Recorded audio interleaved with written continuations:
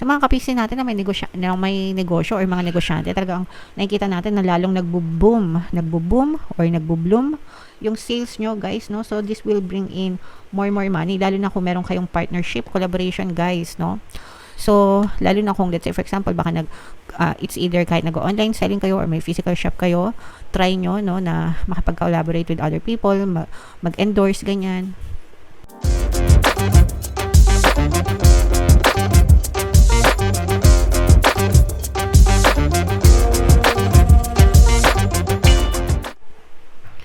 Hello guys, hello Sagittarius. Welcome back to Pinoy Pixie Tarot. Ang pamagat ng episode natin for tonight is first half kapalaran para ngayong February 1 to 15, guys, para sa Sagittarius, Sun, Moon, Rising Sign, and Venus.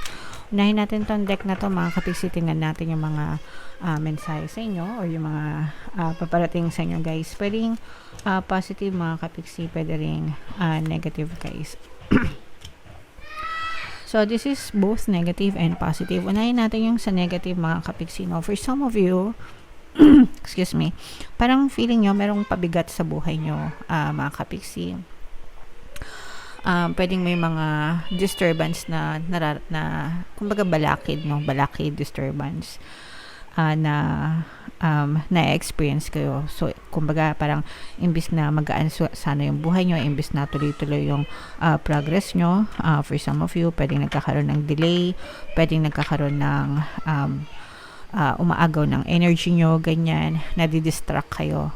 Kumbaga, kaya medyo nagkakaroon ng delay yung progress nyo sa buhay nyo, mga kapiksi. So, kahit saang aspeto ng buhay ito, pwede siya mag-resonate, pwedeng sa love, pwedeng sa trabaho or sa negosyo, yan, or life in general. Pasensya na kayo, guys, sa ingay, no?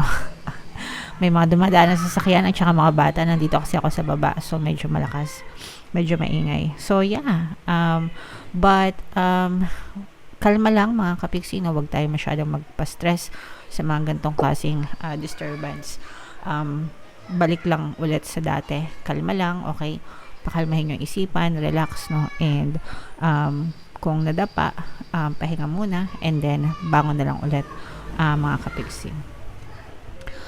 For some of you naman, guys, maaari kayong maka-experience ng collaboration. This is working with other people, mga kapiksi. Pwedeng sa trabaho, pwedeng sa negosyo, guys. Pwede rin sa loob ng tahanan, sa pamilya. Ibig sabihin, nagtutulungan, no? May pagkakaisa, may unity, ganyan. And maganda ito kasi, syempre, di ba, sabi nga nila, 2 heads are better than 1, pero pag mas marami, mas maganda.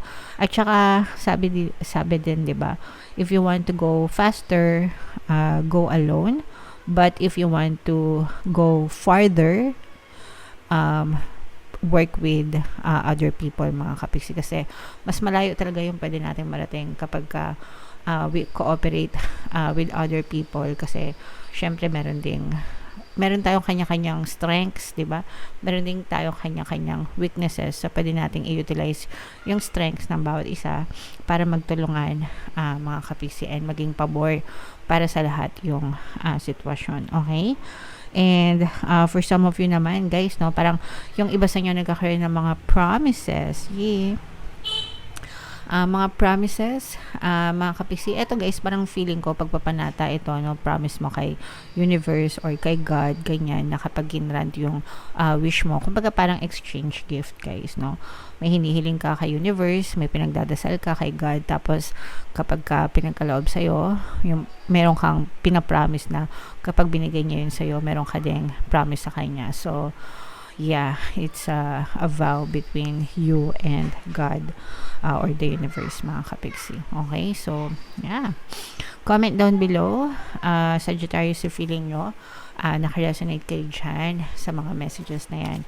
Tingnan na ito, guys, i-mind nyo yung collaboration na yan kung gusto nyo, kung applicable sa inyo. So, tingnan natin yung ganap sa inyo ngayong February 1 to 15. Shuffle natin to, guys. Habang sinashuffle ko to, panoorin nyo muna yung video natin regarding sa ating paano mag-manifest ng abundance video course. Kapiksi, sawa ka na ba sa mga struggles at hirap sa buhay mo? Masipag ka ba at masikap sa buhay ngunit hindi ka pa rin umaasenso? Ilang beses ka na bang nag-attempt mag-negosyo at mag-invest pero palagi ka pa rin nalulugi? Sa pagkakataon na ito ay maaaring may subconscious beliefs ka na nagiging balakid sa iyong pag-unlad at pagyaman. Introducing, paano mag-manifest ng abundance video course. Dito ay matututunan mong ma-overcome ang mga balakid mo para tuluyan ka ng umunlad, umasenso, sumagana, maging matagumpay, successful at maswerte sa iyong kabuhayan, pera, trabaho, negosyo sa lapi at kaperahan ng bonggang-bongga. Dali, mag-send na ng email sa pinoypixie@gmail.com at simulan na ang iyong pagyaman ngayon.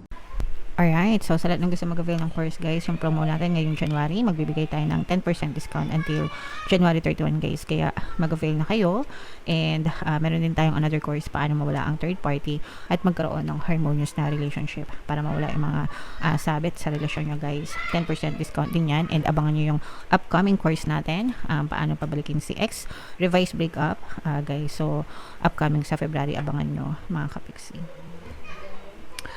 So, Sagittarius guys, kayo ay represent ng King of Wands. Ito'y parehas negative and positive mga kapiksi, no? Meron din presence ng another air sign, Aquarius, Gemini, Libra. So, for some of you, pwedeng may air element kayo sa inyong natal chart, or you may be dealing with other people na may ganyan sa kanilang natal chart.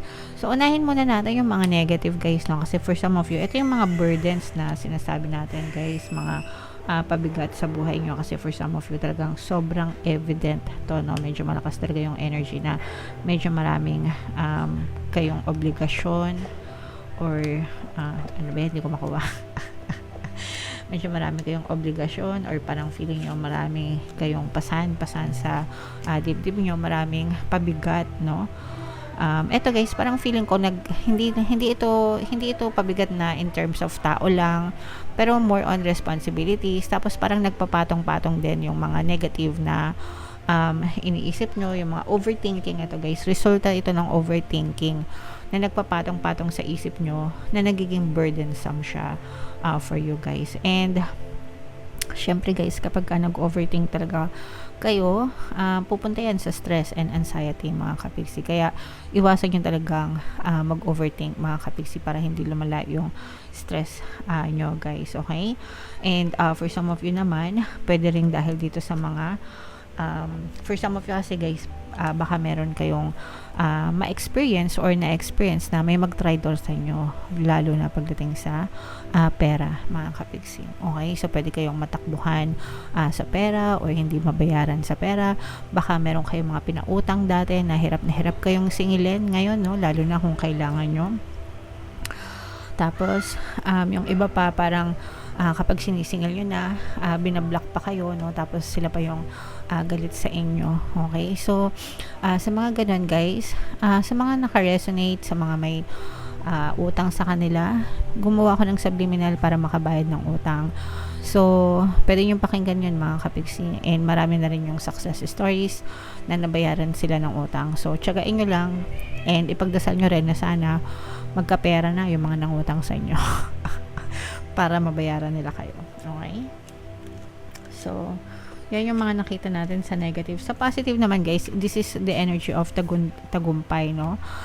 Progress. Ibig sabihin, yung mga problema na pinagdadaanan nyo, malalampasan nyo rin, magtatagumpay din kayo. Ma-overcome nyo din tong problema na to. Tapos kapag na-overcome nyo to guys, talagang makaka-experience kayo ng mga magaganda and positive changes sa buhay nyo. Kumbaga doon na magsisimula yung panibagong chapter, na mas less na yung problema, less na yung hassle, less na yung mga disappointments, and parang mawawala na yung mga balakid, no, sa inyong kaperahan. And for some of you, bukod dyan, nakikita rin natin na magkakaroon ng positive news, no, mga good news na maaaring matanggap kayo, lalo na may kinalaman sa kaperahan, sa trabaho, or sa negosyo. This is positive news about money mga kapiksi, and this will bring in positive changes, no, sa buhay nyo. Positive changes, positive results guys. So ito, i-mind nyo yan guys, no? Mind, success, tagumpay, progress, magandang changes, magandang pagbabago, good news, no? Yan, i-mind nyo yan guys sa comment section, and sana maka-resonate kayo. So what else mga kapiksi? So ito yung sinasabi natin kanina na parang mayroon magta-trader sa inyo guys, lalo na pagdating sa kaperahan, no? Yung sinabi ko nga sa inyo na baka hindi kayo bayaran sa utang, tapos baligtarin pa kayo pa yung palabasin na masama kapag siningil nyo sila. Kaya kung magpapahiram kayo or magpapautang kayo ng pera, mga kapiksi, make sure na kinoconsider nyo talaga yung pagkatao ng tao na yon para hindi kayo maisahan. Remember guys, pera nyo yan, pinaghirapan nyo yan, so deserve nyo na bumalik yan sa inyo, mga kapiksi, no? So this is very toxic for some of you. Medyo magbibigay ito ng sakit ng ulo sa inyo, guys, pero like I said earlier, matatapos din yan and malalampasan nyo rin yan, mga kapiksi. So mga kapiksi natin na may negosyo or mga negosyante, talagang nakikita natin na lalong nagbo-boom or nagbo-bloom yung sales nyo, guys, no? So this will bring in more money, lalo na kung meron kayong partnership, collaboration, guys, no? So lalo na kung, let's say for example, baka it's either kahit nag-online selling kayo or may physical shop kayo, try nyo, no, na makapag-collaborate with other people, mag-endorse, ganyan, humanap ng endorser, kahit na ano lang, kahit hindi nyo guys, kahit, kasi uso na yung mga video ngayon, di ba, yung mga video advertisements, ganyan, o kaya kahit picture lang, di ba? Pero when you collaborate with other people, mga kapiksi, lalong magbo-bloom yung negosyo nyo. So yung baka makakuha kayo ng mga endorsers or mga sikat na influencers. Actually guys, kahit hindi sikat yung influencer, pero may mga followers, at saka pagka marami kayong nakuha, guys, talagang nakikita natin na magbo-bloom yung business nyo, yung negosyo nyo, yung pasok ng pera sa inyo, magdodoble yan, guys, as in mag-i-skyrocket yung sales nyo. So applicable to sa mga negosyante, kung kayo mga sales agent, yan, post lang ng post, mga kapiksi, especially sa online, kasi yan na yung yan na yung nandiyan na tayo ngayon sa ganyang klaseng technology wherein ginagamit natin yung social media para maka-attract ng more sales, no, sa ating mga binibenta, sa inyong mga binibenta.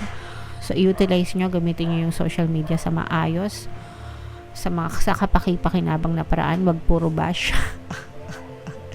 Yung iba nakikichismis lang kasi, no, sa social media. So imbis na makichismis kayo, guys, lalo na kung may negosyo naman kayo, gamitin nyo na lang sa mabuting paraan, magbe-benefit pa kayo, mga kapiksi, talagang magbo-bloom yung sales nyo. So ito guys, i-mind mo nyo yan sa comment section, no? Mine, magbo-bloom yung sales, tataas yung kita, yan. So i-mind mo nyo yan, guys, sa comment section.